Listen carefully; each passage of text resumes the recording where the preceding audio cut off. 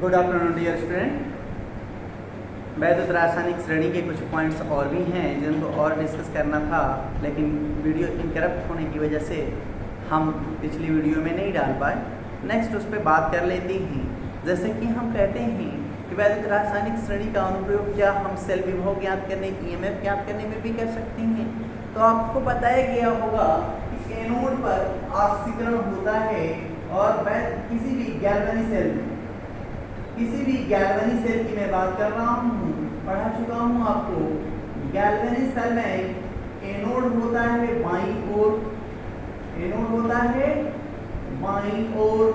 और कैथोड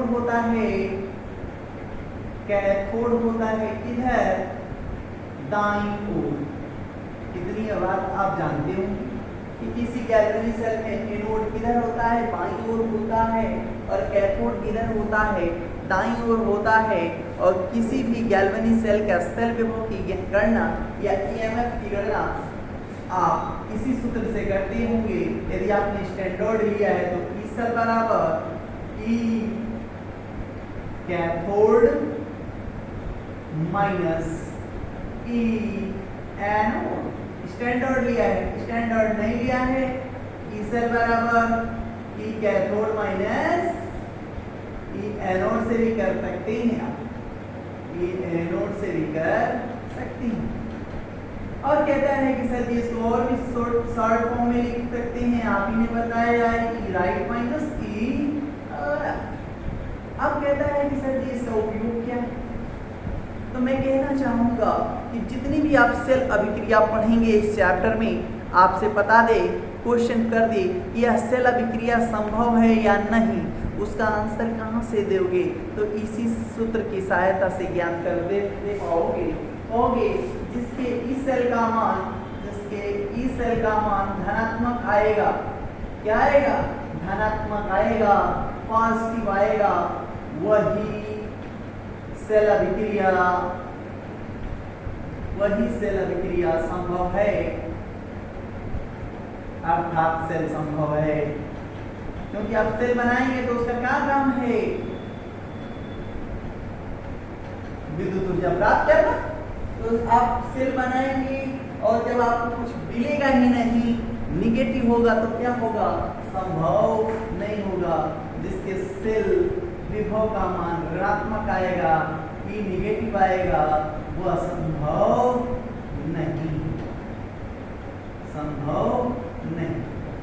अब कहता है कि सर जी और क्या है कि गैल्वेनिक सेल में हम एनोड कैथोड का निर्धारण कैसे करते हैं, तो ये भी आप बता सकते हैं ईसीएस की सहायता से। सपोज दैट हमने आपको बताया जिंक कॉपर युग्म सेल, हमने एक ले लिया, जिंक कॉपर युग्म सेल ले लिया, और इससे बनेगा कौन सा सेल, लिथेनियल सेल। पढ़ाया होगा आपको सर हम कैसे मान लें कि आप एनोड और कैथोड का जिक्र करेंगे, हमको उसमें सेल विभव दिखाना है। तो याद रख लीजिएगा, इतनी बात तो जानते ही होंगे, वैद्युत रासायनिक श्रेणी को कॉन्सेप्ट में रखिएगा। जो धातु ज़्यादा सक्रिय होगी उसी का ऑक्सीकरण होगा, जो धातु कम सक्रिय होगी वो क्या हो जाएगी, आपका कैथोड हो जाएगा। यहाँ पर जिंक और कॉपर की बात करें तो जिंक धातु जो है वो कहाँ स्थित है, वैद्युत रासायनिक श्रेणी में ऊपर, कॉपर कहाँ स्थित है, नीचे। तो जिंक हो जाएगा किसका कार्य करेगा, एनोड का कार्य करेगा, बाईं ओर स्थित होगा, और कॉपर किधर स्थित होगा, कैथोड बनाएगा और दाईं ओर स्थित हो जाएगा। तो ये बाईं ओर हो गया और ये दाईं ओर हो गया, समझ में आई बात। ये भी आप अब बहुत सारे और एग्जाम्पल बताएं तो और भी एग्जाम्पल हैं तो बताए जा सकते हैं किसी गैल्वेनिक सेल के लिए। सपोज दैट हमने निकिल कैडमियम से सेल बनाया, निकिल कैडमियम युग्म सेल की बात कर रहे हैं। निकिल कैडमियम युग्म सेल की बात किया तो निकिल क्या करेगा, एनोड का कार्य करेगा, कैथोड का कार्य करेगा, नहीं बता पा रहे हो आप। यदि आपको वैद्युत रासायनिक श्रेणी तैयार है तो आप इसका भी आंसर आसानी से दे पाओ। क्या बताओगे, सर निकिल और कैडमियम पे हम जब फोकस किए तो निकिल को कहाँ पाया, कैडमियम पे निकिल को कहाँ पाया, कैडमियम के नीचे, मतलब कैडमियम क्या है, ज्यादा सक्रिय है और निकिल कम सक्रिय है एक दूसरे की तुलना में। तो कम सक्रिय किधर चला गया, निकिल का ऑक्साइड जो होता है किसका कार्य करने लगता है, कैथोड का कार्य करने लगता है, किसका कार्य करने लगता है, एनोड का कार्य करने लगता है, और दोनों से बनने वाला सेल एक सेकेंडरी सेल होता है। आप पढ़ पाएंगे निकिल कैडमियम सेल में एनोड कौन सा हो गया, कैथोड की, निकिल किसका कार्य करेगा, कैथोड का, और कैडमियम किसका कार्य करेगा, एनोड का। कहाँ से बता पा रहे हैं, तो आप वैद्युत रासायनिक श्रेणी से ही बता पा रहे हैं। और भी पॉइंट्स हैं, इतनी बातें आप समझ में आया। हर बात को रिवाइज न करिए, समझने का प्रयास करिएगा, दिक्कत आपकी खत्म हो जाएगी। वीडियो को, वैद्युत रासायनिक श्रेणी की वीडियो को बार बार देखिए, जितनी बार देखेंगे बुक से पढ़ेंगे और समझ में आएगा।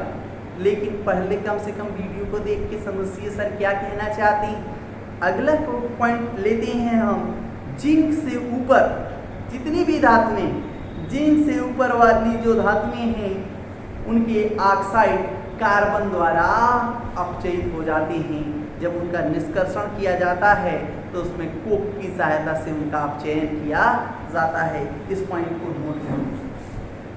जिंक से ऊपर की धातुएं, ऊपर की धातुओं के ऑक्साइड का अपचयन, शोधन की जब बात आएगी, चैप्टर शुरू होगा, वहां पर इसका काम पड़ेगा। धातुओं के ऑक्साइड का अपचयन कोक द्वारा होता है। कोक का मतलब कार्बन द्वारा होता है, नोट कर लेंगे। तो कहां तक, जिंक से ऊपर की धातुओं की मैं बात कर रहा हूं। नेक्स्ट बात कर रहा है कि तब जिंक से नीचे की बात आ जाएगी। तो जिंक से नीचे क्रोमियम है, आयरन है, तो कह रहा है आयरन से लेकर कॉपर तक की धातु, आयरन से लेकर कॉपर तक की धातुओं के ऑक्साइड हाइड्रोजन द्वारा अपचयित की जाती है। कॉपर आयरन से लेकर कहां तक, Fe से लेकर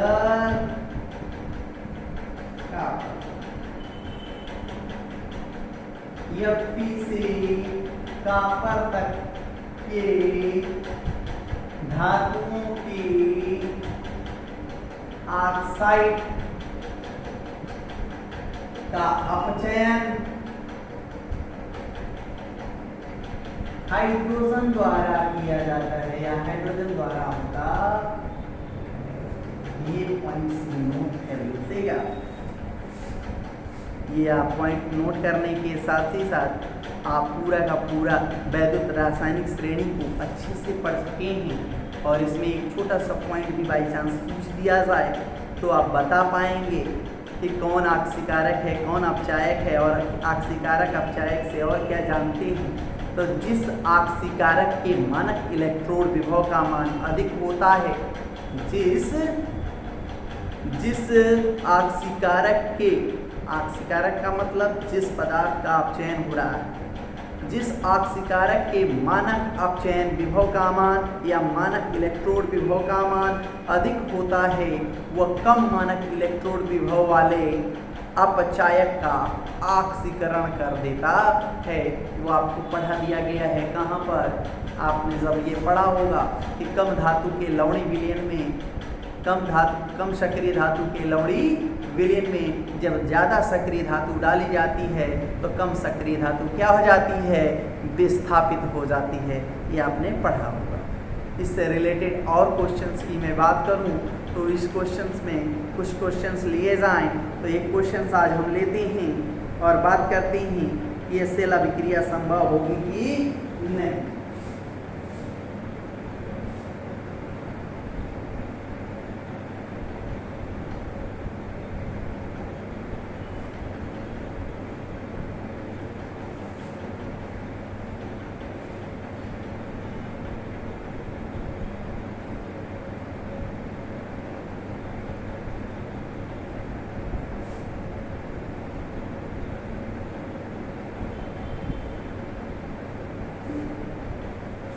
एक सेल अभिक्रिया हम ले लेते हैं और उसी से उसका ईएमएफ ज्ञात करके आपको बता दें ये सेल अभिक्रिया संभव है कि नहीं।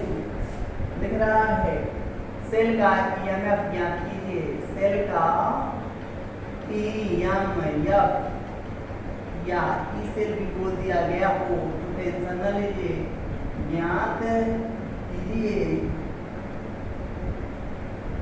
दिया गया है सेल Zn और Zn पे 2 प्लस एक बस दिया गया है ये कितने मोलरता का है तो 1 स्टैंडर्ड है ना, स्टैंडर्ड लिया गया है। Cu पे 2 प्लस 1m बिलियन है अब C दिया गया है और क्या दिया गया है E Zn पे 2 plus Zn is equal to -0.76 volt और ECU पे 2 प्लस CU प्लस 0.34 वोल्ट दिया गया। आप कैसे ज्ञात करोगे और इसकी सेल अभिक्रिया क्या होगी, यह सेल अभिक्रिया संभव है कि नहीं, कैसे बताओगे? ध्यान से हमने कहा सेल का ईएमएफ कैसे ज्ञात करते हैं, तो E नॉट सेल बराबर E right minus E left तो जानते होंगे ना, कितनी बार जानते, और ये भी जान गए होंगे कि ये एनोड है और ये क्या है, कैथोड है। कि सेल आरेख हमने पढ़ाया, सेल आरेख ये एनोड है तो ऑक्सीकरण हुआ होगा, Zn किसमें बदला होगा, Zn पे 2 प्लस 2 इलेक्ट्रॉन निकाला होगा, दैट इज कॉल्ड ऑक्सीडेशन, क्योंकि आपको पढ़ाया है कि एनोड पर ऑक्सीकरण होता है।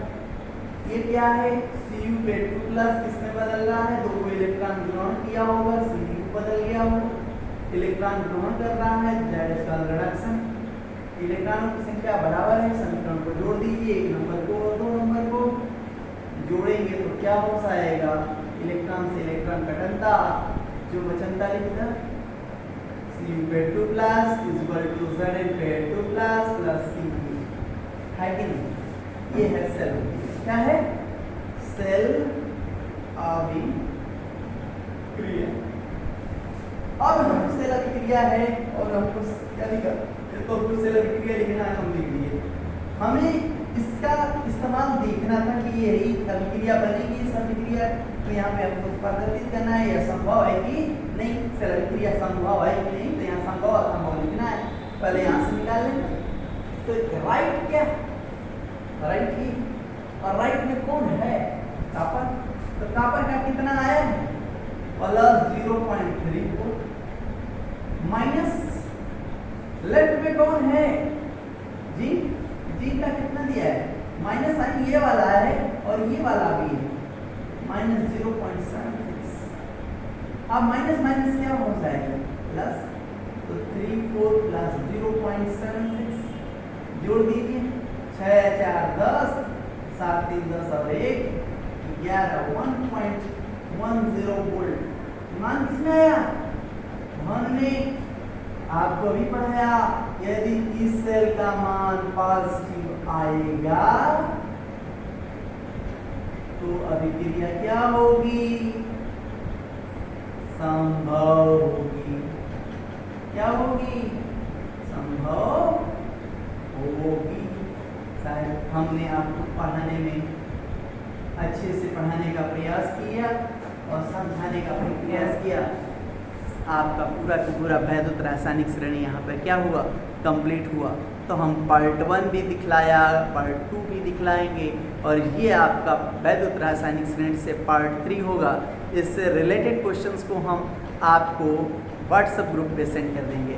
आज के लिए इतना ही, कल फिर मिलेंगे। Thank you.